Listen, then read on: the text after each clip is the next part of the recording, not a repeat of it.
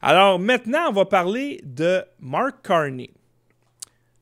Plus ça va, plus je cherche, plus ça pue. C'est incroyable. OK, c'est... En anglais, ils vont dire un hostile takeover. C'est une mainmise sur la démocratie canadienne.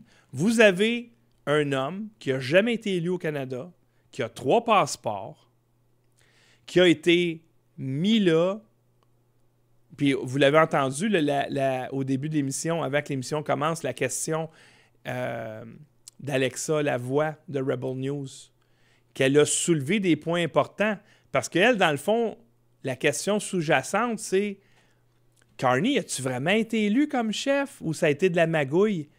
Et Pierre Poilievre n'a pas répondu directement à sa question. Mais la question se pose.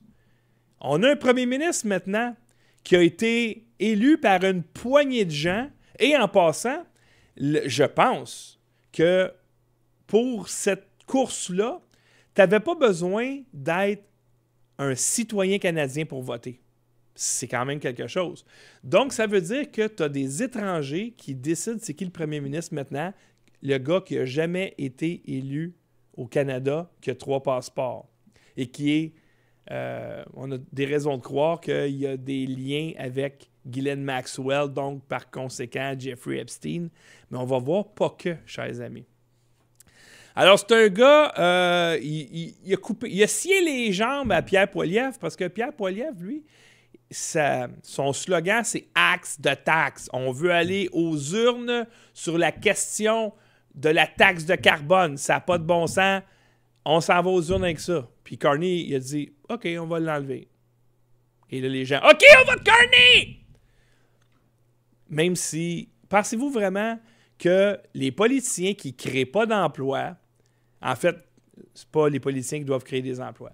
Les politiciens qui mettent des bâtons dans les roues de ceux qui veulent créer de l'emploi, les politiciens qui mettent des bâtons dans les roues à ceux qui veulent construire de quoi au Canada, des politiciens qui importent des gens ici qui contribuent à rien, puis que des politiciens qui font exploser la dette, vous pensez vraiment que ces politiciens-là ne vont pas augmenter vos taxes puis vos impôts? Parce que c'est fini, là, dans le fond. Non, il n'y aura pas de taxe de carbone. OK, mais qu'elle s'appelle taxe de carbone ou taxe X, Y, Z, c'est pas la taxe de carbone qui m'écoeure. C'est une taxe qui m'écoeure. Et là, je vous garantis que Carney ne va pas baisser vos taxes. Mais vos journalistes vont vous dire, ben là, votez pas pour Poilievre. Carney a dit qu'elle allait l'enlever, la taxe de carbone.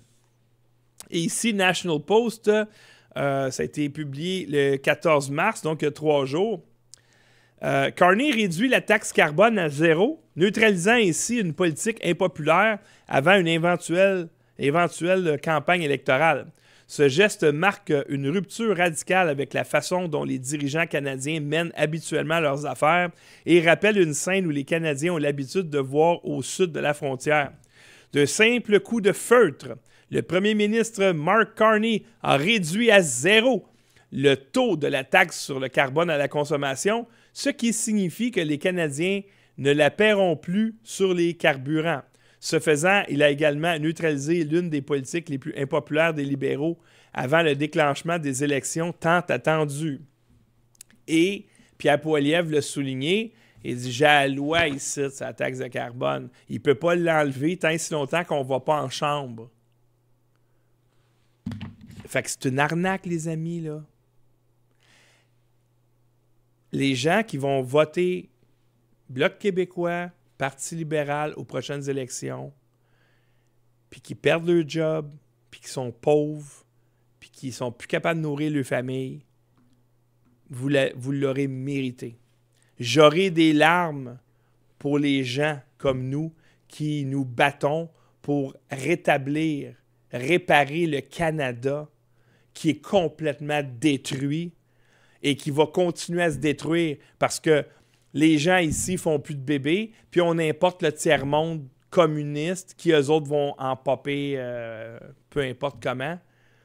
Ben, c'est sûr, les amis, que votre société occidentale, chrétienne, n'existe plus. Le Canada tel qu'on l'a connu est terminé. Et Pierre Poilievre pourrait freiner ça, mais il n'est pas assez radical. Il faut être beaucoup plus radical, juste pour ramener le Canada de 10 ans en arrière. Je ne dis pas de ramener le Canada dans les années 50, là. De ramener le Canada dans une posture pas vraiment confortable, pas vraiment viable, mais genre réparable, ça va prendre des mesures drastiques. Et Pierre Poilievre, je ne pense pas qu'il va faire ça. Ici, vous pensez vraiment que Mark Carney, c'est « Ah, ouais, les gens ne veulent pas de la taxe, donc on va l'enlever. » Vous pensez que c'est ça, l'histoire? Ça ici, c'est Mark Carney en 2022, il y a 2 ans, là, pas 10 ans, là, il y a 2 ans, qui dit que le monde financier doit prendre la balle au bon et investir uniquement dans les projets qui vont nous emmener vers le net zéro au niveau du carbone. You demanded action, and now it's time for the financial sector to deliver. To reach net zero, every country, every company, every bank, every investor, every pension fund around the world will need to make some big changes. In the run-up to COP26 in Glasgow, we have an enormous opportunity to bring climate change into the heart of every financial decision. And our plan will manage the risks from climate change while helping to seize the opportunities from a newer, greener economy. The UK has been at the forefront of innovation for centuries, brimming with ingenuity and a can-do spirit. It also houses the world's largest financial system, and by bringing them together, we can deliver the net zero world that you've demanded and that our future generations deserve. The world's coming to Glasgow. Let's reshape finance for a sustainable world. Alors, vous pensez que Mark Carney s'adresse au peuple en disant « Le peuple a parlé, vous avez des préoccupations environnementales. Eh bien, nous, le secteur financier, on vous a entendu, puis on va faire ce que vous voulez. Oui, vous exigiez des actions, et c'est au tour du secteur financier d'agir et de mettre les changements climatiques au cœur de toutes les activités afin d'atteindre le net zéro pour un monde renouvelable ou peu importe, là, sustainable. En anglais, c'est sustainable. Vous pensez vraiment que les banquiers ont vos intérêts à cœur? Vous pensez vraiment que les banquiers, eux, leur préoccupation, c'est de sauver la planète? Vous pensez vraiment que les préoccupations des milliardaires, c'est pas de faire plus d'argent, mais de sauver la planète? Vous pensez ça, là, vraiment, là? Un homme, Mark Carney, qui veut se battre contre les États-Unis, comme avait dit Pierre Poilievre dans sa conférence de presse, qui a déménagé le siège social d'une de ses compagnies à New York. Le gars qui a empêché les pipelines de se construire au Canada, mais qui a des intérêts financiers dans des pipelines ailleurs dans le monde. Ici, attendez un petit peu, je vois un petit peu trop vite. Carney à la tête du Canada, ça c'est un article du National Post. Après avoir tenté pendant des années de le priver de financement, le projet du futur premier ministre visant à atteindre la neutralité carbone dans le secteur bancaire aurait dévasté le pays. Carney est un fervent défenseur du climat. Il tente peut-être de faire croire aux Canadiens qu'il souhaite de nouveaux pipelines, des terminaux de gaz naturel liquéfié et d'autres infrastructures d'hydrocarbures, mais il n'en veut pas. Loin de là, il souhaite que la moitié des infrastructures existantes disparaissent d'ici 2030 et le reste peu après. Donc, c'est le gars qui est à la tête du Canada dans le moment, fait tout pour qu'il se détruise. Fait tout pour empêcher les investissements de venir ici et de vous remettre à l'âge de pierre, mais parce qu'il n'y aura plus d'électricité, il n'y aura plus rien. Il n'y aura plus de pétrole, etc. Puis lui, il a 3 passeports. C'est pour ça que tu peux pas... Moi, là, je serais vraiment... Si tu as 2 passeports, tu ne peux pas être un élu. Nulle part. Seulement ceux qui sont des citoyens canadiens avec un passeport canadien devraient avoir le droit d'être élus au Canada et au Québec. Puis même des municipalités. Tu peux être conseiller, on peut t'embaucher. Tu ne peux pas être un élu. Parce que ton allégeance n'est pas exclusive à notre patrie. Alors là, on a un premier ministre non élu et que les votes au sein du parti, que j'ai toutes les raisons de croire que les illégaux pouvaient voter. Je suis pas mal sûr que je ne me trompe pas. Et que ce gars-là, il a 3 passeports. Fait que s'il détruit le Canada, il y a 2 autres pays où il peut aller. Je ne veux pas avoir ce gars-là, moi, comme premier ministre du Canada. Ici, le groupe Eurasia, un cabinet de recherche et de conseil mondial de premier plan en matière de risques politiques, employant l'économiste britannique Diana Fox Carney, tiens, la femme de Mark Carney, experte en politique climatique, et l'ancien conseiller de Trudeau, Gerald Butts, aurait obtenu des contrats à fournisseurs uniques du gouvernement canadien. Fait que ça, c'est comme pas d'appel d'offres. Tiens, voici ton argent. Bien que les chiffres exacts soient inconnus, les déclarations du gouvernement indiquent que des centaines de milliers de dollars des contribuables ont été attribués à l'entreprise pour des services de consultation. Le groupe ne fait pas l'objet d'une enquête. Bien sûr que non. Ben non. Tu prends l'argent des Canadiens puis tu la donnes à la femme du premier ministre ou du conseiller à l'époque. Pas d'enquête. Voyons.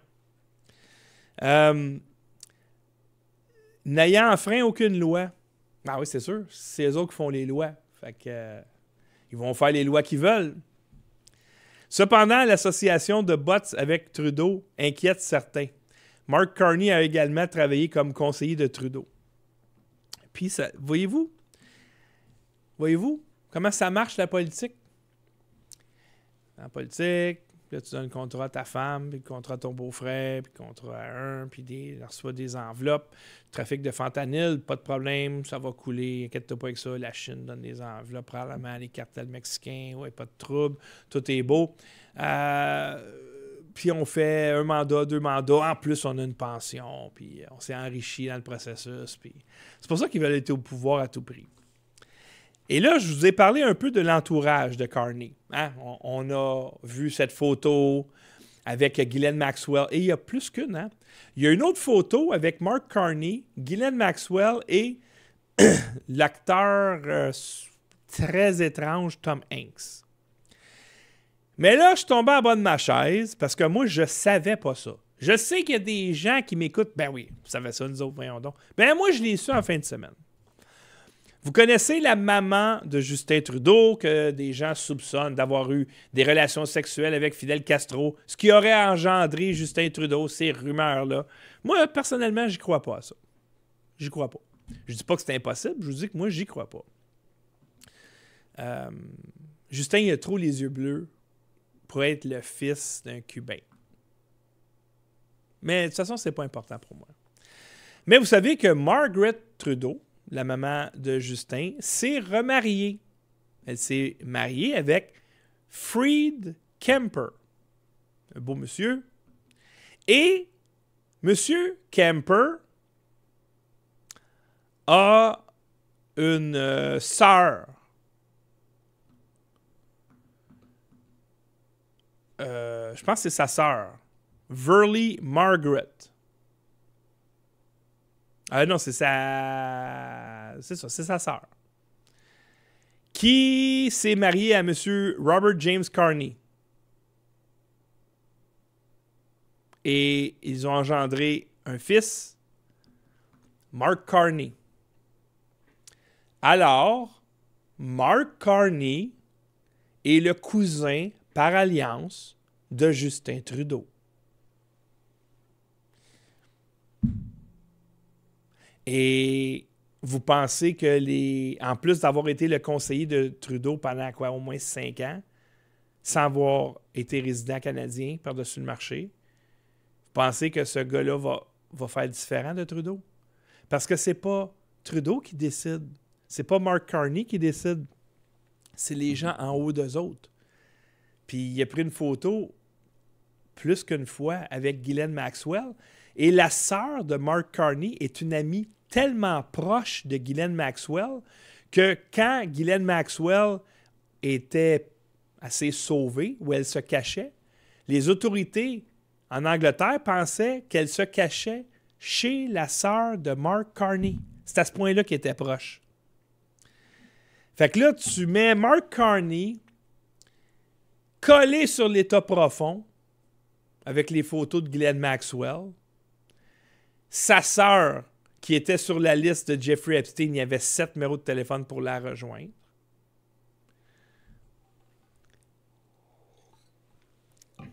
Et qui est le cousin par alliance de Justin Trudeau. Et pensez que ça n'a pas trop brassé pendant les débats libéraux. Hein? C'est comme la lutte professionnelle. Hein? T'en as un qui est payé pour gagner, puis l'autre est payé pour perdre. Eh bien, figurez-vous que Mark Carney est également, selon les dires même de Chrystia Freeland datant de l'été passé, que Mark Carney est le parrain du fils de Chrystia Freeland. I actually have known Mark for a very long time. Both of us are from Northern Alberta. And I think Mark is a great Canadian. I am really glad that he has come out as a Liberal. And I'm grateful for any support he can offer our party, our government, and our country. I speak with Mark often. About that?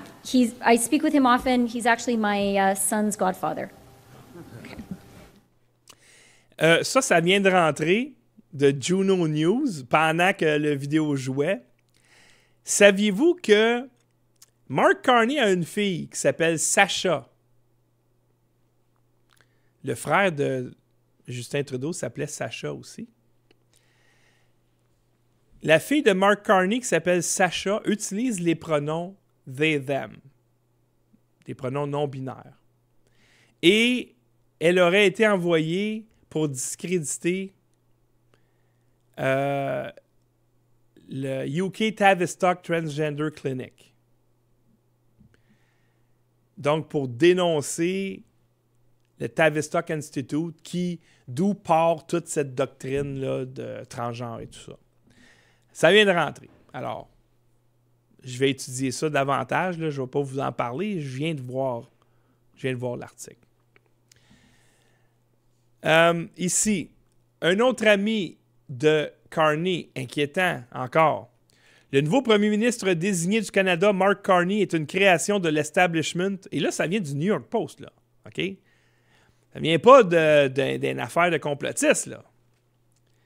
Donc, Mark Carney est une création de l'establishment et entretient des liens étroits avec le Parti démocrate américain, liens qu'il s'efforce d'enterrer, comme le révèle le Washington Post.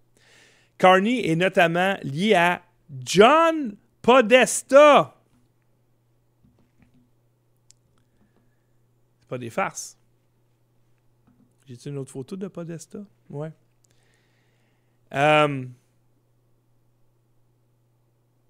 Nommé par l'ancien président Joe Biden à la tête d'une caisse noire démocrate controversée de 375 milliards de dollars qui a contribué à soutenir le Parti libéral au pouvoir au Canada. Ah, tiens. Ils ont des liens, eux autres. Hein, quand des Américains envoyaient de l'argent pour le convoi de la liberté, hein, on a saisi les fonds et tout ça. Mais le Parti démocrate qui finance les libéraux, ça, c'est pas de l'ingérence étrangère, ça. Pas du tout. Ça a contribué, évidemment, cet argent-là, à maintenir le Parti libéral au pouvoir. Le lien entre Podesta et Carney, le nouveau chef du Parti libéral, photographié de manière controversée aux côtés de Ghislaine Maxwell et la Ghislaine Maxwell de Jeffrey Epstein, provient de Gerald Butts, ancien conseiller politique du premier ministre Justin Trudeau, récemment parti pendant plus de 10 ans. Ça veut dire que ça serait Gerald Butts qui aurait coulé cette photo-là. Mais pourquoi? John Podesta. Rappelez la photo. C'est un gars très étrange. Et d'ailleurs, on avait retrouvé ces symboles-là sur la mitraillette du tueur à l'église de Christchurch. C'est pas à la mosquée de Christchurch en Nouvelle-Zélande. Et M. Podesta était en Nouvelle-Zélande pour faire un discours 5 jours avant la tuerie. Et il parlait de Juicy Target for Major Hack. Ça, c'est l'état profond solide, John Podesta, pas à peu près. Moi, ça m'inquiète. Fait que tu as Carney, proche de Podesta, photographié avec Ghislaine Maxwell, sa sœur, c'est sa meilleure amie. Moi, ça m'inquiète. Et qu'est-ce qu'il fait une fois qu'il est en poste, M. Carney? Parce que là, il y a une crise là, actuellement avec les tarifs. Est-ce qu'il va jaser avec Trump pour dire on met-tu fin à ça, Donald? Oui, on va combattre avec toi le trafic de fentanyl, puis on va combattre avec toi l'immigration illégale, puis les terroristes qui rentrent au Canada puis qui s'en vont aux États-Unis. Est-ce qu'on va faire ça? Bien sûr que non. Qu'est-ce qu'on fait? On s'en va voir Macron, qui est sur sa sortie. Carney et Macron s'engagent à renforcer leurs liens pour faire face aux crises géopolitiques et économiques. Donc, pour faire face à ces crises-là, pas de danger qu'on touche au trafic de fentanyl. Et une qui connaît bien, vous savez que les Britanniques le connaissent beaucoup mieux que nous, Carney. Nous, on ne le connaît pas du tout. On apprend à le connaître tranquillement. Alors, il y a The Counter Signal. Ça, c'est un média indépendant, un peu comme Rebel News, en plus petit. C'est Kian Bexty, un ancien de Rebel News, qui a fondé ça.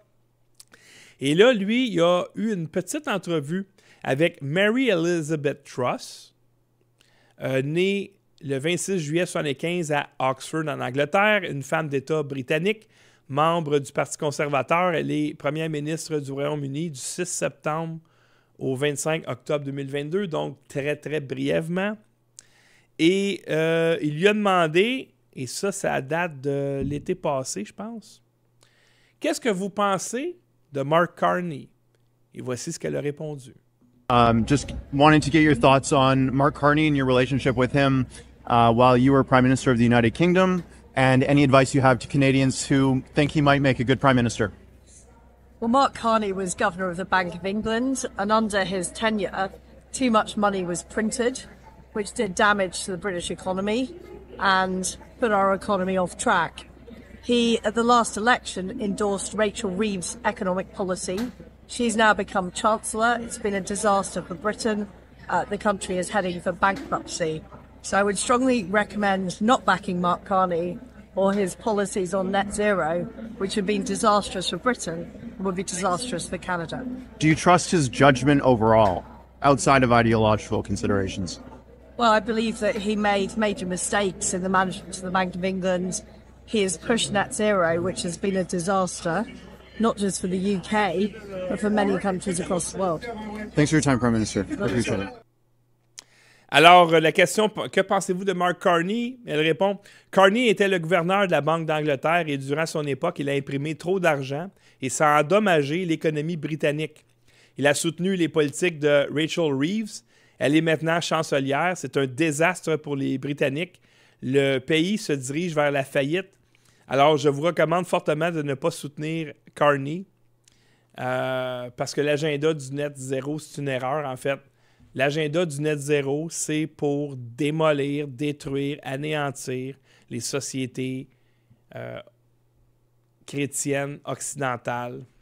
Salut tout le monde, j'espère que vous avez apprécié cet extrait. Pour voir l'émission au complet, vous devez être abonné à Lux Media, mais pour ça, c'est très simple. Vous allez sur notre site luxmedia.info, il y a un petit bouton rouge en haut pour faire un don. Vous cliquez là-dessus, vous choisissez l'option récurrente et comme ça, vous devenez un patron de Lux Media. Vous soutenez le journalisme indépendant et vous soutenez notre travail depuis 2017. Alors, merci de faire partie de notre grande famille, de soutenir la liberté d'expression et on se voit pour une prochaine émission.